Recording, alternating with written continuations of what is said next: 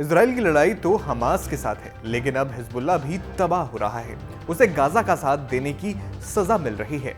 Israel defence forces यानी IDF ने Lebanon में ताबड़तोड़ हवाई हमले कर हिजबुल्लाह के 1200 से ज्यादा ठिकानों को तबाह कर दिया है। इजराइल और हमास के बीच पिछले साल 7 अक्टूबर से जंग जारी है। पिछले एक साल से जारी इस जंग में इजरायली डिफेंस फोर्स यानी आईडीएफ इजराइल के हमले में गाजा में अब तक 40,000 से ज्यादा लोग मारे जा चुके हैं। एक तरफ जहां प्रतिदिन आईडीएफ गाजा पट्टी में लगातार अपनी पकड़ मजबूत करती जा रही है, वहीं धीरे धीरे हमास की हेकड़ी भी अब गुम होती दिख रही है। इस बीच इजराइल के लिए पड़ोसी देश लेबनान के आतंकी संगठन हिजबुल्लाह के आतंकी लगातार यरूशलेम को चुनौती दे रहा है। इजराइल हमास के बीच शुरू हुए युद्ध के बाद से ही मिडिल ईस्ट में लगातार तनाव की स्थिति बनी हुई है। इजराइल एक एक करके अपने दुश्मनों को ठिकाने लगाने में जुटा है। इसी कड़ी में राष्ट्रपति नेतन्याहू ने आईडीएफ को हमास समर्थक आतंकी संगठन हिजबुल्लाह के खिलाफ ऑपरेशन तेज करने का आदेश दे दिया है। इसके बाद इजराइल डिफेंस फोर्सेस ने हिजबुल्लाह के खिलाफ विध्वंसक जंग छेड़ दी है। रविवार रात इजरायली सेना ने दक्षिणी लेबनान स्थित हिजबुल्लाह के 1200 से ज्यादा ठिकानों पर चुन चुन कर एक साथ हवाई हमला शुरू कर दिया। मीडिया रिपोर्ट के अनुसार इस दौरान रात भर दक्षिणी लेबनान के आसमान में पटाखों की तरह मिसाइल छूटती रहीं। इस दौरान हमले कर पूरा लेबनान धुआं धुआं हो गया। बताया जा रहा है कि साल 1990 के बाद इजराइल ने लेबनान पर अब तक का सबसे बड़ा हमला किया है। यानी इजरायली सेना ने 34 साल बाद एक बार फिर लेबनान में भारी तबाही मचाई है। बताया जा रहा है कि इजराइल के इस एयर स्ट्राइक में 1200 से ज्यादा हिजबुल्लाह के ठिकाने तबाह हो गए।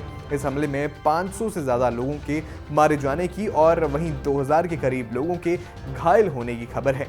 लेबनान पर इस ताज़ा हमले के बीच इजरायली प्रधानमंत्री बेंजामिन नेतन्याहू ने सफाई देते हुए कड़े शब्दों में दुनिया के सामने अपना पक्ष भी रखा।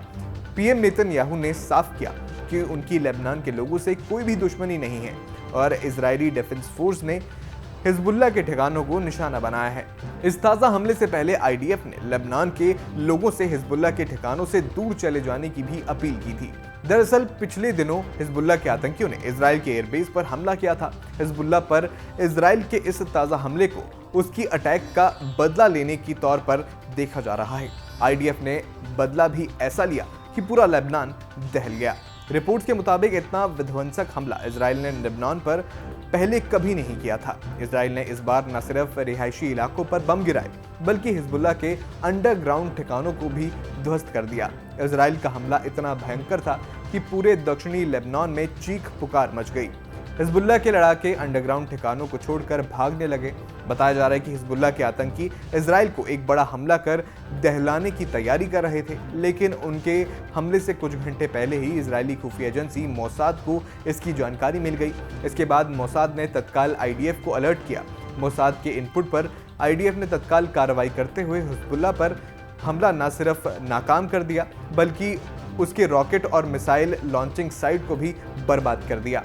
हिजबुल्लाह पर इजराइल के इस ताज़ा हमले के बाद अमेरिका समेत अरब देशों के बीच एक बार फिर से तनातनी बढ़ती दिख रही है। हालांकि अमेरिका ने इजराइल के हमलों में शामिल होने की बात से इनकार किया है। अगर इजराइल लेबनान पर आगे इस तरह और हमले करता है तो मिडिल ईस्ट में हालात और विस्फोटक हो सकते हैं। प्रधानमंत्री बेंजामिन नेतन्याहू के ताज़ा रुख को देखते हुए संयुक्त राष्ट्र संघ ने भी अंदेशा जताया है। यूएन का अंदेशा है कि जिस तरह से मिडिल ईस्ट में युद्ध आगे बढ़ रहा है और लगता है कि लेबनान भी तेजी से गाजा बनने की दिशा और बढ़ रहा है।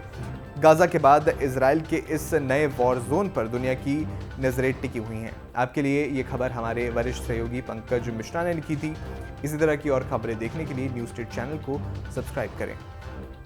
न्यूज नेशन अब व्हाट्सएप पर खबरों के ताजा अपडेट के लिए न्यूज नेशन के इस क्यूआर कोड को स्कैन करें।